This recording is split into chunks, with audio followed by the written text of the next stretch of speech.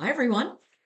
Today is Thursday, January the 11th, 2024. My name is Anne-Marie Band, and this is the Moneyball Morning Report for the Benzinga Pro platform. We're going to start with the NQ simply because they're up on my screen.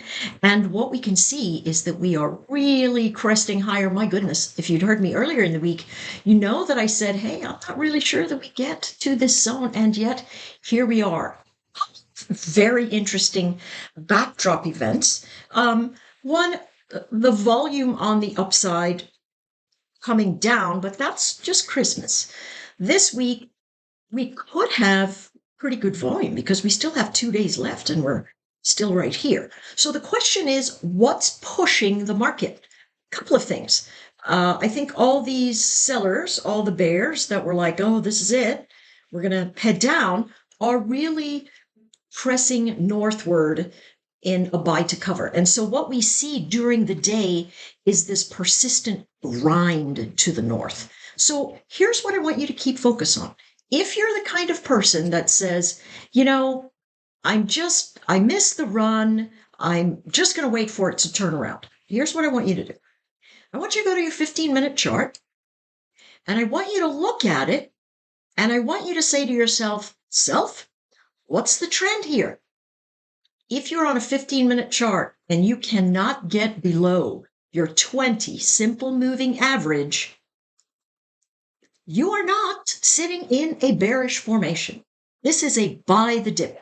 So you've got to stop telling yourself, oh my gosh, I missed it. I got to wait until it turns around. You simply have to go, where is my last old resistance zone?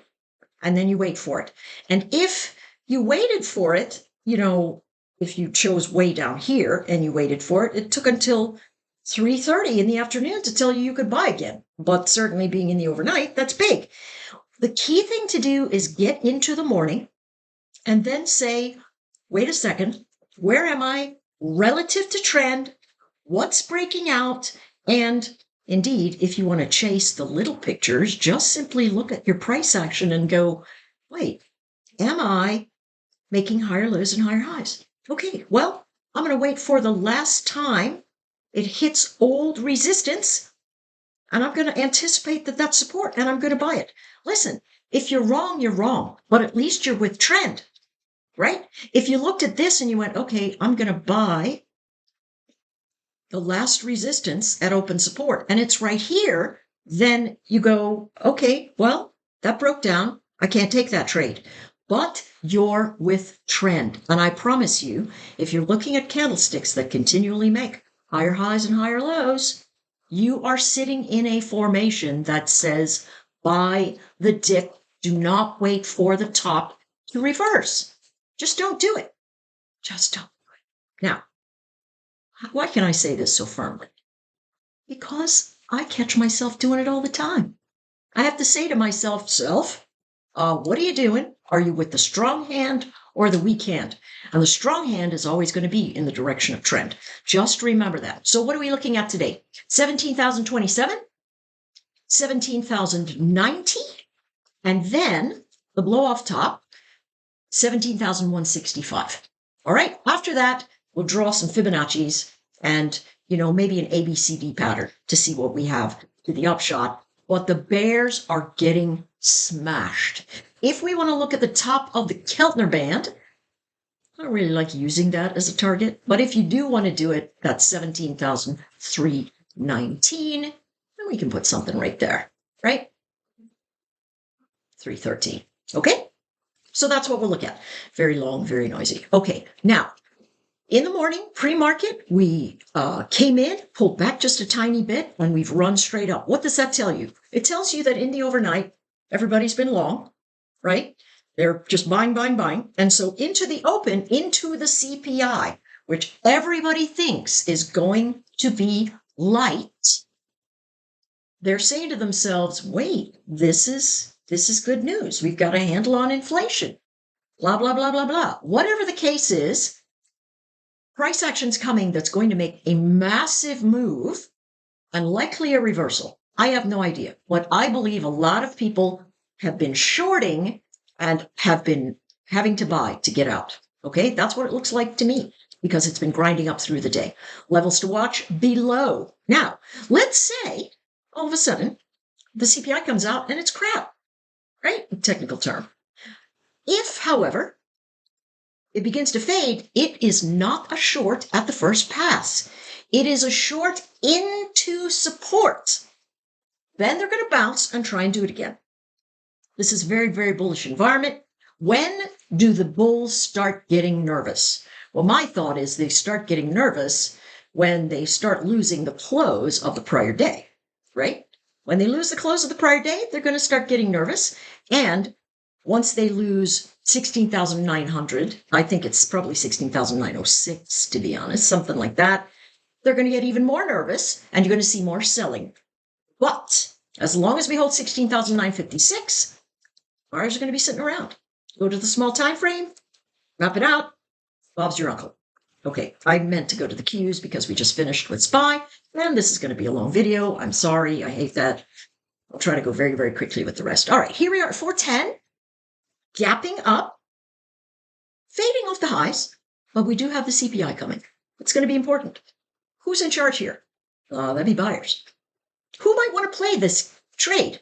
The gap fillers? The gap guys are going to be, hey, I think I'm going to try and fade this gap. But as long as we hold this 409-ish area, we're going to head to the north, right? We are. Buyers going to be very comfortable around this 409 area. Once it gets lost, however, you got to pump the brakes, step back, and see if they come in to 407.75 and then 406.41. Listen, if you want to trade the breakdown of this formation, let me show you what the breakdown looks like again. I know I say the same things over and over again, but that's because we have to learn them. All right. So let me see if I can find a breakdown on the 15-minute. Overnight. Here we go. All right. I failed to hold higher. That's right here. I break down through support. Now notice this is frontline support because this is where they all are. It completely breaks down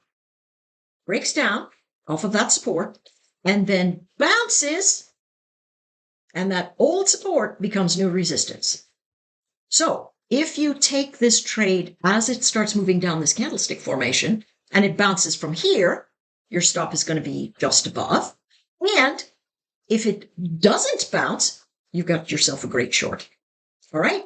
So it's all about managing that risk. That's exactly how that's going to look. So, do yourself a favor and watch how that goes. All right. Levels above 411. And then, wow, these are nosebleed prices.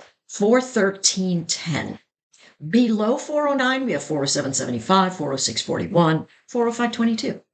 Let's take a look at the ES. Doing the same thing, topping formation. I think 48.41 and some change is the high. Yeah, 48.41.50. The traders are trying to do that, right?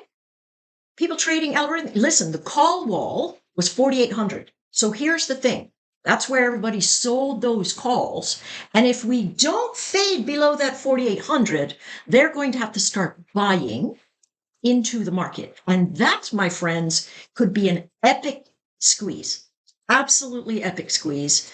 So we're going to be very frosty, paying attention.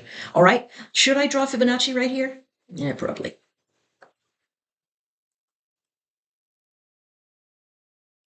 $48.76, divide that in half. That's $48.59. Going to use my eyeballs right there. Right. So that essentially is what's next. If it breaks away, and it could break away hard, folks. It could absolutely shred some people. All right. If we lose 48.18, buyers are going to get nervous. I think the buyers this morning are going to start covering into this number anyway, just to be safe. But so far, what we're looking at is pullbacks or buy zones. 48.03 to 4,800, because that's where the call wall is. You're going to have a lot of noise around there, but the bulls have it clearly in play. Going to the SPY.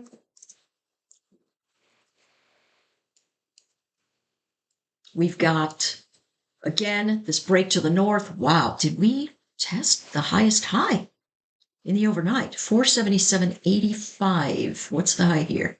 Nope, just a few pennies shy. And so, listen, this is already in a breakaway, but what it's done is started to fade right off that edge. So it's going to be something like this. It's going to pull into the buy zones and then move to the north again, right? This looks like potentially a monster move getting ready to happen. I don't know what speed it's going to be, but I would say trade small or not at all. All right, that's my little rhyme for you today. Last thing, we're going to look at oil. Had a lot of building yesterday. Take a look. Moved up. A lot of folks thought, hey, listen, we're going to build up our inventories again because we didn't want to pay tax on it in December. And so that's the real thing that was going on. But at the end of the day, I'm going to remove this one. Remove this alert because I think it's expired anyway. And now what we're looking at is see the higher lows. This is what I talked about yesterday. It pulled right back into that beautiful 7150-ish area, and now it's running up again. Notice, still lower highs.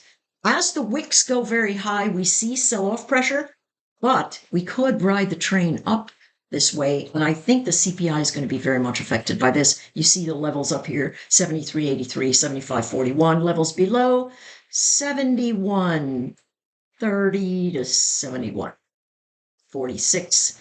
And then below 70. Though I don't think that we see 70, it could be there. Right now, this is on a bullish pressure to the event upside. All right, everyone, take care, and I'll see you on the platforms.